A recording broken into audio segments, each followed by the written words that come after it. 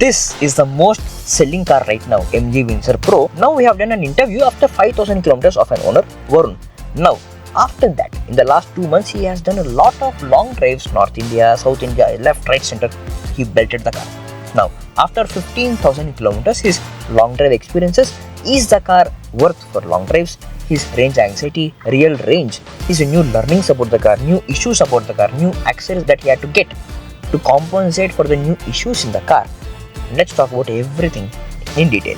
Chalo. Hi Varun, 5k to 15k on your Windsor Pro. In summary, how was the change of experience from then to now? I would say I'm managing suspension problem a bit better, like by lowering the pressure. There was a headlight problem and I have installed this additional, it's not an official accessory of course, it's aftermarket. Okay. And the headlight problem was like it was auto beam is not like, it's not very good, it's not intelligent enough. It shows auto intelligent headlamp something. I have turned it off. Okay. And I manually do low beam and high beam along with What does that mean? So auto beam means like it uses this camera and Same camera used for level 2 ADAS. Yes. Okay. So based on the vehicles in front, it switches to low beam and high beam.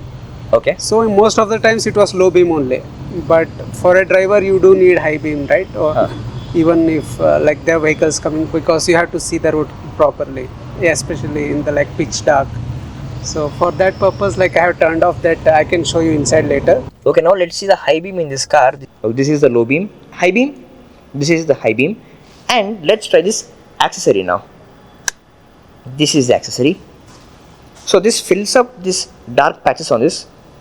Can you turn this off? Accessory is off. Yeah. Okay, so these dark patches here on, that is being filled with this. How much does this cost?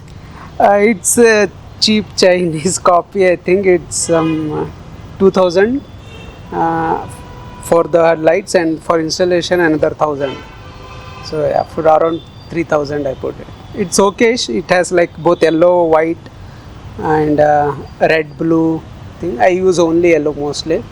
Like when I went to Ooty, like there was fully fog, like fully covered, like we were not able to see anything, but the yellow light helped a little bit. Yeah, with high beam turned on and then this on, like I get much better visibility than like just keeping it on auto headlamp. So the default high beam is also not that bright, you're saying? Yes, it's not that bright because I did the North India trip. So from Bangalore I went to Gulbarga, then Aurangabad, Surat, Statue of Unity, Udaipur, Jaipur, Delhi, Agra, then via MP and via Hyderabad I came down to Bangalore. This entire trip was like some 12 days. Okay, we'll talk about that in detail in some time, but let me ask, what did you figure about the suspension? Because the last time when we spoke, the recommended tire pressure was 36. It was stiffer, especially for the rare passengers. What did you learn now to make it more comfortable? I just lowered it to 33. Okay. So in winter, even if I put it 33 and after few hours it goes down to 31 because of temperature. But yeah, generally I put only, I won't go above 33. You have a TPMS on the system? Yes. Okay. Yeah, so that's why I have like my pump on my own. I don't go to petrol pump for air pressure. So I just put it, like fill it up myself. So you maintain from 30 to 33? Yeah. 30 is too low. But if you have too much load and all, it's always better to keep 33, I would say, because if you put more load, no, it will look very, it doesn't look good, like, yeah. So after 33, how was your drive experience?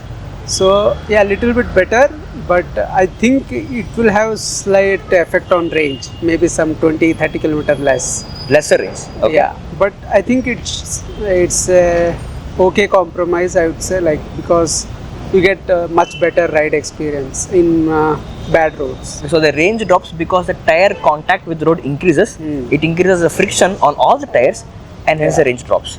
If the pressure is more, then the friction is less and you get more range, but you get stiffer suspension, not really comfortable ride.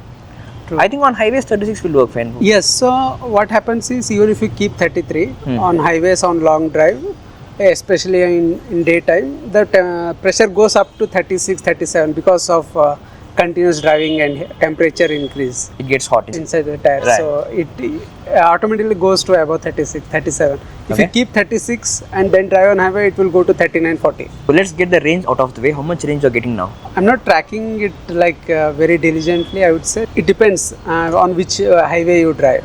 So if I drive with more traffic and light footed, I get like close to 400. And in 4-lane road, this Hyderabad, Bangalore, I get around, I drive fast, like above 110 and all. So there I got like maybe 320, 330. When I did North India trip, right? Mumbai, Delhi Expressway. So there I drove above 120, like constantly. I would say like 80% of the time I drove above 115, 120. There I got like around maybe just slightly less than 300, I think. And that was not during the hot weather. It was in October, November, correct? Yes. So it was not hot outside also. Yeah. And the AC was not running too much. Yes. It was at 24, 25-ish.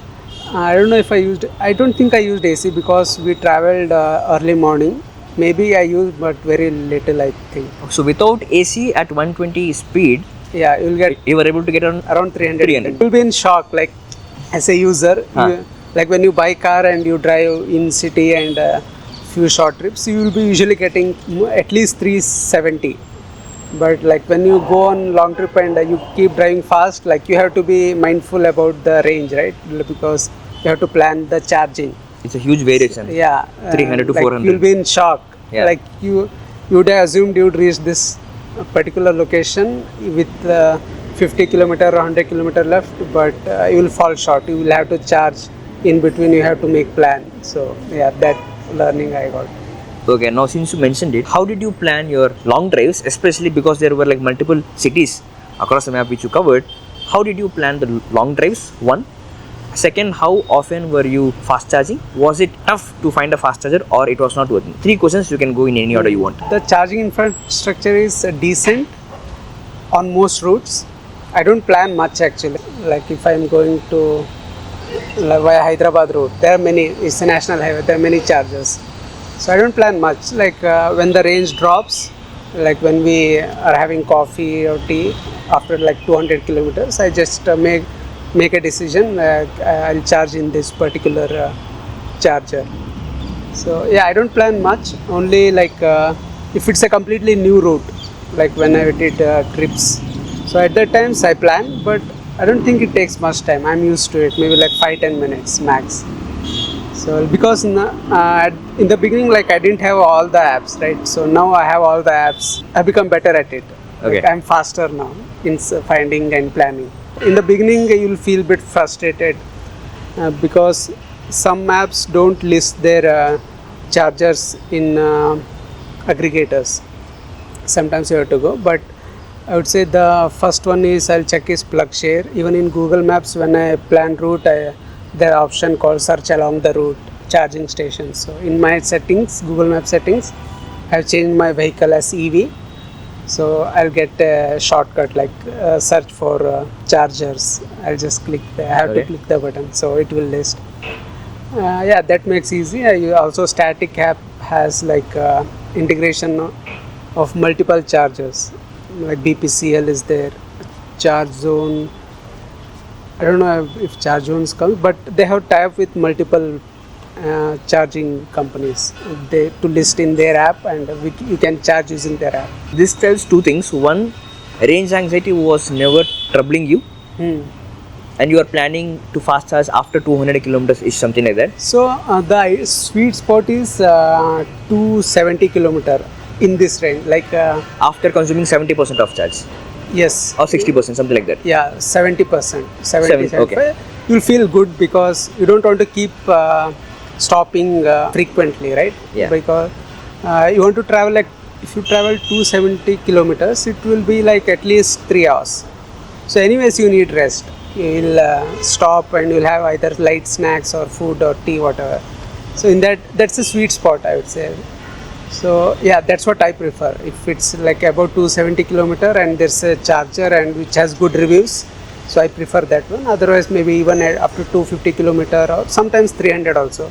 It depends on how I drive. Like if I'm driving aggressively, I prefer after 250 kilometer itself, I prefer to charge. When you fast charge, till what charge level do you charge? 80% or Full 60%? 100%. Full 100%. Yeah, I Okay. go from 30 to 100. Most And how of much the will it times. take? Time. Time, it should take 50 minutes to 1 hour. Like by the time I finish having food, it will be. I'll come and sit for another 5-10 minutes. So it will be done by then. Okay. And you're also mentioning about the reviews at the fast charging station. Was there any fast charger where you had no option but you had to go for a fast charger but the reviews were bad? Those keep fluctuating, I would say. Yeah, I do see last reviews, but you still go and give it a shot, because for that particular customer, maybe when they reached that location there was no power, or their car had some problem. It could be anything. Like if a charger is not working, there can be 3 to 4 reasons. So that's why I prefer the app, that particular charger app. If it's showing online, then I'll go. If it's showing offline, I'll not go. Was there any trouble that you faced near any of this? So I have not faced, but I have read in WhatsApp groups, Windsor has DC fast charging issues. So, Really? luckily mine, I never faced it. I did ran a poll in Pan India Windsor group. Did you face any DC charging issue? First was none. Second was yes but manageable. Third was horrible and I don't recommend. So no one voted the third one. It's not horrible. It was 50-50 split. 50% customers said none, and another 50 said it's manageable. Yes, they face the issues. It's manageable. Okay. So I would say I have never faced any issue with DC charging, and non-Windsor owners make a big deal out of it. Okay, DC charging in Windsor sucks, don't buy and all. I think you should not listen to them, or at least speak with multiple Windsor owners. You should speak with Windsor owners, not non-Windsor owners. Because But what was the issue about? It's just not charging. Not charging. Okay. It's either it's charging, it's disconnecting, something like that. So I heard few people got some circuit or something replaced. Some people got it fixed through software update also. Okay. But I would say it's not horrible. It's manageable. If you have problem, either you update the software or check the service center. Luckily, I never had any issue with DC charging, DC fast charging. I always got anywhere, wherever I saw it's online, I plugged in, I got the charging done. So far you have done 2 services, correct? After 1001 and after 5000. Yeah, 2 services. Now I think I'll do the third in another maybe 2-3 weeks. Now it's 14,200 kilometer running. Okay, then we'll get an update soon. We'll keep you updated. So before going inside, is there any concern or any new learning or any new thing which you learnt about the car? I don't recommend taking MG Dashcam. It's very bad. If I am connected to a Apple CarPlay, I cannot connect to the MG Dashcam. How much did it cost? It costed me some 13.5k. Okay. And it's not at all good. It just records, but I'm unable to access it. I have to take out the SD card, put it in a computer and do all that silly things. So that's cumbersome. Okay. I don't recommend at all this. Okay. Last time you told me that front of the car looks ugly. After 4-5 months of usage, are you liking this now or not? I don't know. I don't think about it much. I knew that from the beginning itself, right? So I didn't buy it hating or loving the front look. I bought it for interior space, value for money, given the range of the car. It's not like it was a surprise, right? It's the front look. That's what you see first time. So I'm okay with it. Are you now using ADAS in this car or still no? I have used in Mumbai Delhi Expressway. I think it's okay. In few other highways also I've used lane keep assist and all. It's good, I would say. But I still prefer using it if you're bored of driving, there's less traffic, and you just want to relax a little bit. Only then I feel it's better to use. Even any ADAS, the traffic is more, right? The probability of getting accident is high, because some people will be rash driving, they'll be cutting you. Imagine if someone cuts you and this detects and suddenly brakes, right? So because the braking on this is slightly sensitive in ADAS, you said. In most ADAS, I would say it's sensitive. So it's always better if there's high traffic, then in that case not to use ADAS. So you have tried the lane keep assist? Cruise control on 10, how much would you rate it? Adaptive cruise control. That and lane keep assist. So I would say ACC is 7 out of 10. ACC and ADAS I would say maybe 6 out of 10. Why? So like the way it slows down and increases, no, the gap is too much, and the deceleration acceleration is you don't like it because the gap is, there is so much gap. It is jerky. It's not jerky at all. It's just like I feel the deceleration is too preemptive. It is very conservative in that sense. Yeah, it's too conservative. If the distance is even, let's say, like 5 truck of distance, Okay. it slows down immediately. Deceleration is smooth, but still it's too conservative, and you won't like using it. Okay. And the lane keep assist, you said it is. It's ADAS. It's ADAS only. Like so, it's good actually. Like when it's like bending, no, it slows down and it goes smoothly. The But is it 6 out of 10?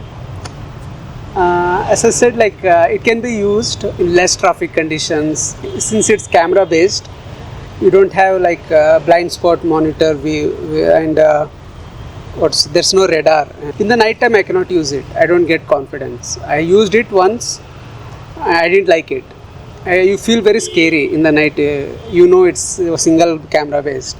On features itself it's less, no. You got it for 18.5 lakhs, correct? On road. On road. Yeah, so I bought it in introductory offer. 17.5 was the ex-showroom. Now they have increased it to, they have increased by 90,000. Okay. Mind then they were giving discount, cash discount of 25,000. So I think it's around 18 lakh ex-showroom. Yeah, given the competition and new releases like XCV 9S or something by Mahindra, in 20 lakh you get sunroof, 7-seater and all. Value for money quotient has gone down, I would say. In this, really? Okay. Yeah, I think they released one more version for 17.5 or 17.25. The lower variant with bigger battery and with some cosmetic changes like blacked out roof and all. They can still lower the top end model price because of new launches like even 6CB 6. You can get, there are some offers going on even on base model. Okay. Due to year-end offers. Yeah, now I would say it's not so value for money unless you buy one lower variant. Now that we spoke everything about exterior of the car and the ADAS and other features, let's talk about the interiors because there are a few interesting points inside. We'll go there. Last time when I checked the car, the seats were ivory, beautiful. Now this has turned slightly grey. What do you say about it? I need to clean better. No, is that about your maintenance or is it just the car color itself? It is tough to maintain. What is it? So usually like with white color seats, like I think I should buy some liquid or something. I never done that, so Okay. I should buy and clean it properly. I did give for cleaning, but they don't do this. Yeah, it's not too dirty. But I think this is definitely one lesson for any person who wants to go for a Windsor Pro. He needs to plan to maintain the seats well. Yeah, they don't have an option of changing the color also in Pro. This is what they give. I did ask for, does it come in black? Like they said no. Storage. You have two cup holders, a few cup holders here and some storage here and under this. Is the storage sufficient for you now? What do you think? Yeah, I would say it's more than enough. Especially the below one, like I keep everything, most of things there. Here I just keep phone. Even key also I just put it there because I like this empty and neat. Okay. If you see other cars, like they'll stuff everything here. There will be one or two wires, keys, change, everything. In this one, like it looks very neat, very spacious. Right. I like this one. So the many things I put everything down. And it can be closed also if you don't want to see. Yeah, there is a lid for it. And I noticed this accessory here. In long drive, like you need to charge laptops. No, MG has not given this provision. I think Hyundai Creta has there. Okay. And Tata has like fast USB charger, 65 watt. So MG doesn't give that option. So that's why I had to buy this. And this is 200 watt. Yes. So I think This I bought is through the 12 volt socket. Correct. Okay. So I bought this for 2,500. There are some other options for even bit cheaper also. Talking about the wireless phone charging, last time you were sharing some concern that the phone Yeah. slips. I don't to the use front. this at all. Very rarely if I forget the wire or something. Okay, the complaint still stays. Yeah, like there's maybe next time, and it's not practical also. They need to give fan here. To cool. Yeah, to cool down. Usually fast charging, no, it heats up, Oh, right. and especially when you connect to Apple CarPlay or Android Auto. I don't know what they're doing. Like any phone I connect, it heats up like crazy. I don't know if they're doing Bitcoin mining in phone or something through app. Like I don't know, it heats up crazy, and that's why I don't. Sometimes I have to hold it like this, just to cool the phone. Against the fan to Yeah. cool it. Oh my I god. had to. So I do it like. So I rest my elbow here and I just cool it down like this. I rotate. And another thing I noticed regarding AC, when I was traveling on this Hyderabad to Bangalore highway, right? So I forgot to put it in the auto mode or this efficiency mode. I kept at 19 temperature, and it was like not regular AC, not even this internal flow was on. And I was doing rash drive, so I think I got range less than 300. Mm. So that was bad decision, especially when you are on long trips. You make sure you keep in auto mode. That's one thing I learned. If Okay. you have AC on and you do rash drive, like it will be less than 300 for sure. How's the driving experience? Is the car agile completely under Sorry. control? Because this is a longer car. This is above 4.2 meters car. So drive I haven't. There's no change in driving experience, as the suspension is stiff. Like you can change the lane pretty easily. There's zero body roll. Since last 5 minutes, for every feature, he's using this infotainment. Now let's talk about this 15.6 inch huge TV-like infotainment. How does it feel to not have any controls in the car? Everything in the dashboard. Not everything is in screen. There are many controls for. Apart from this AC. Yeah, it's bad. Yeah, that's one more room for improvement. I think in Euro NCAP, they have said like they will reduce the star rating if there are no buttons, physical buttons. So I think Bharat NCAP should do the same. Like government should do some regulations. Like there should be button for everything. If the screen breaks, let's say some kid is playing and it hangs or whatever, for whatever reason, the screen is broken, also everything should be working, I feel, except of course the Apple CarPlay and all. Okay, we should be able to do everything. I close this with a button, adjust the ORVM with buttons, everything. So yeah, this is bad. But did you face any issue with this so far? None, I would say, like 99% of the time. Occasionally one or two times I think it was slow in responding. Okay, Like it was touch. slow. Okay. I think that's that was not any major problem. So far it's working good, but you never know. It's usually infotainment systems slow down after a few years, like maybe 3 years, 5 years, 7 years. I don't know, after 5-7 years it works the same way. It's Android system, right? So those things usually slow down over the years. Right. So far, what was your longest drive that you have done in this car, and is this car reliable for that long drives? Yes, once I drove like 32 kilometers in one shot from Agra to Bangalore. 32 hours. Yeah, more than 32. Like we didn't halt anyway. Like we just kept driving, Okay. taking turns, and we didn't face any issue. Like I think we drove more than 32 hours. 32 hours equals to what, around 2000 kilometers? Was this car reliable for that long drives? Yes, very much reliable. Now the rear seats. The last time you were mentioning that the recline angle of the car, especially the passenger seat, is your favorite spot in this car. Mm-hmm. Is it still your favorite, and how often do you actually do it instead of driving the car?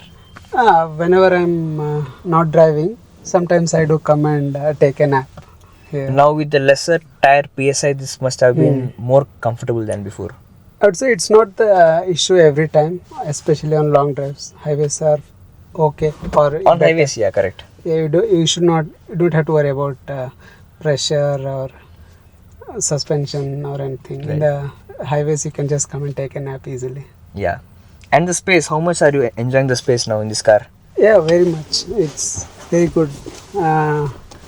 Like the same thing, like just like before, buying, even before buying the car, before buying the car itself, like the rear space, comfort and Yeah. space was like, you don't usually get this even in let's say entry level Mercedes or something. I sat in GLA.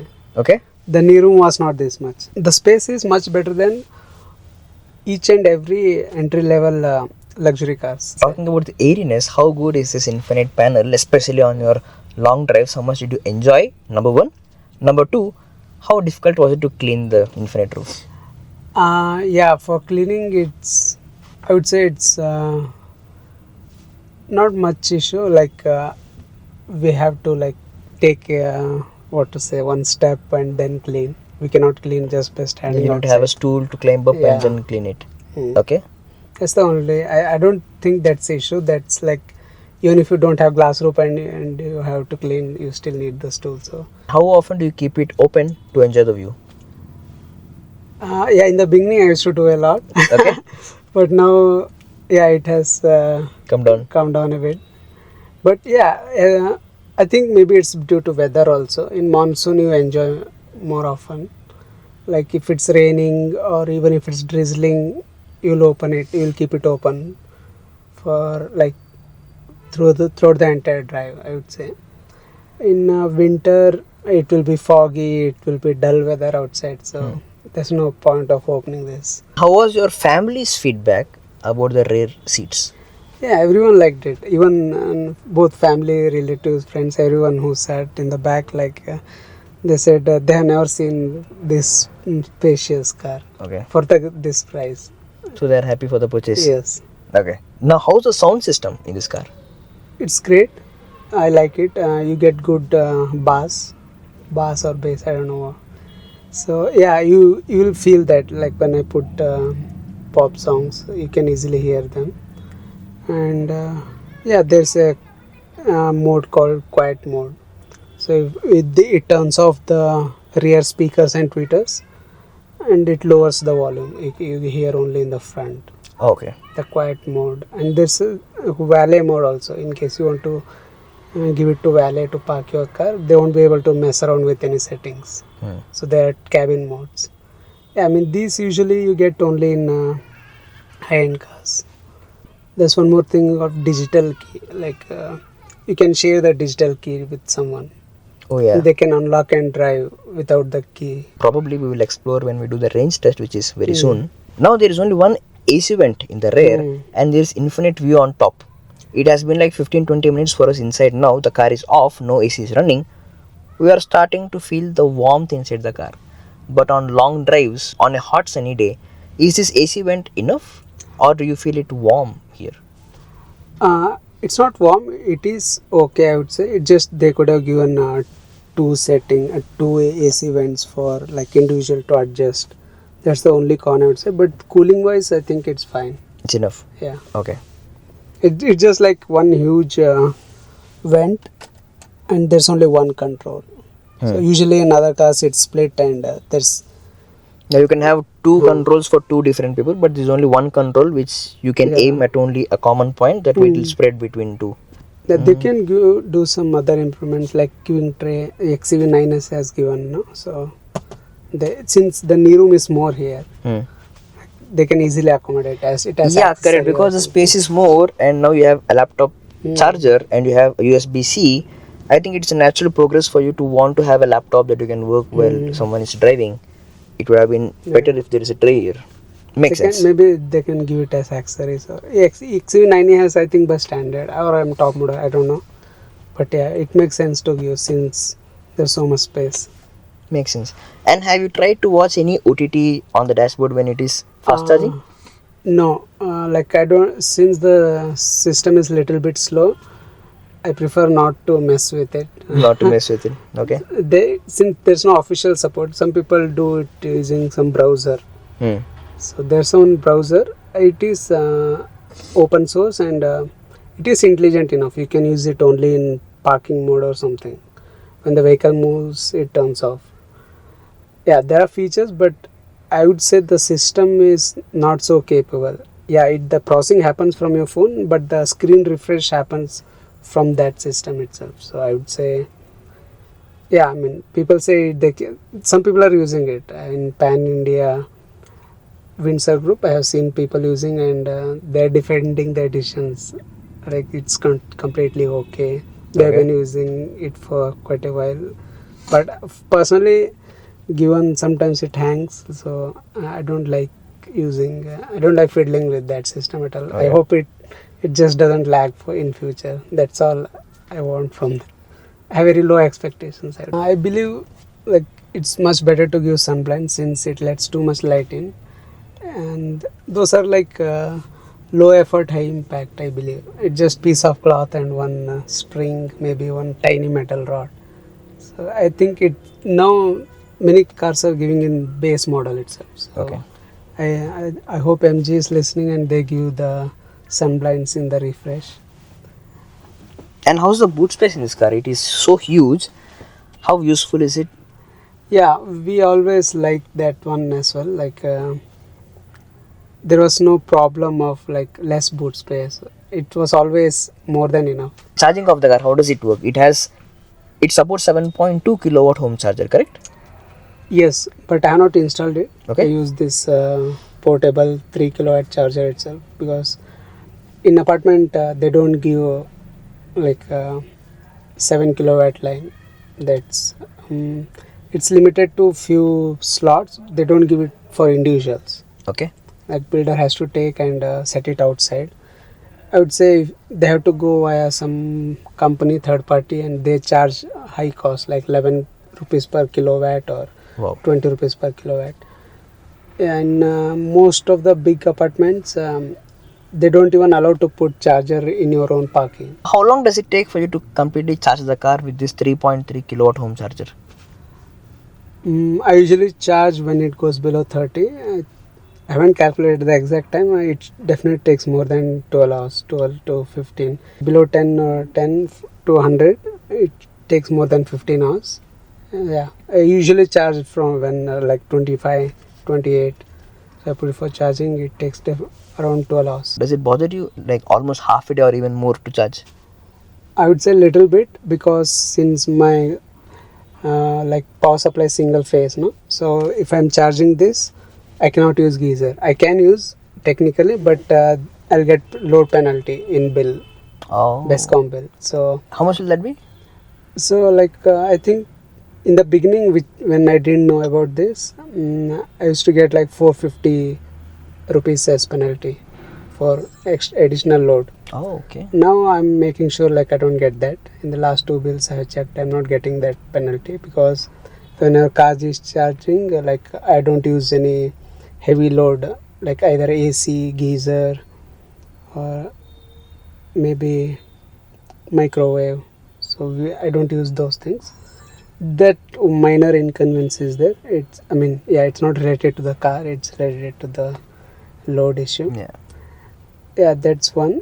I think many EV owners in the beginning they're not aware of this. This is Ola S1X car charger. We'll make a video on that very soon. It's a very rare S1X scooter, and this is an MCB which he will use for his MG Windsor charger. Some people put like 2.5 millimeter square, so it's always advised to use 4 to 6. I have used 4 millimeter square wire with proper earthing. Yeah, just don't use 2.5 millimeter square. Okay, now summarizing the car experience, he got the car for 18.5 lakh approximately. This is MG Windsor Pro, which comes with 52.9 kilowatt hours of battery, and the real range can vary between 300 to 400 kilometers depending upon the way you drive. If you drive over like 110 kmph speed constant, you might get a range just close to 300, or if you drive conservatively with a light foot, you might get a range as much as 400 kilometers also. And the driving experience, with the standard default recommended tire pressure of 36, you might face the stiffer suspension, slightly uncomfortable experience inside the cabin, but if you can reduce the pressure to 33, you will get a nice comfortable experience in the cabin.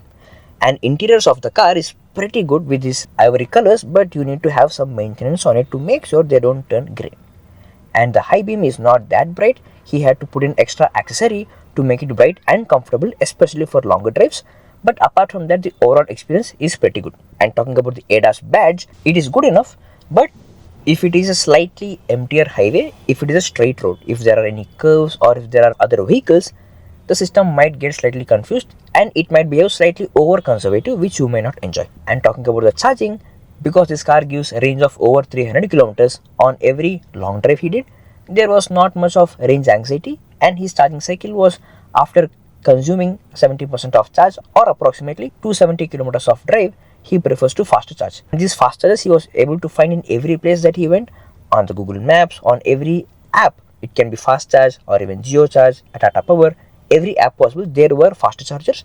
There were no issues or concerns which made him worry about the range across his drives. Dashcam from MG, it is not that great. It has a lot of complexities and to use it is slightly cumbersome. So you might have to rethink which dashcam you want to buy, preferably a third party, not the MG one. Single line summary, this is a very good family car with very spacious interiors, very good range, very good driving experience, and a space in the back which can recline up to 135 degrees to relax. You will have a great drive. He and his family had great rides on this car and have been enjoying the car a lot. Now, if you have an MG Windsor Pro or any other EV car, what was your experience like? Do let us know in the comments below. This is an Ola S1X, a rare find. This has no software, no Bluetooth, nothing. Physical key, scooter to ride, range, battery, that's it. A review on this is very soon is coming. This is from the same owner of MG Windsor Pro. Just subscribe to not miss that video very soon.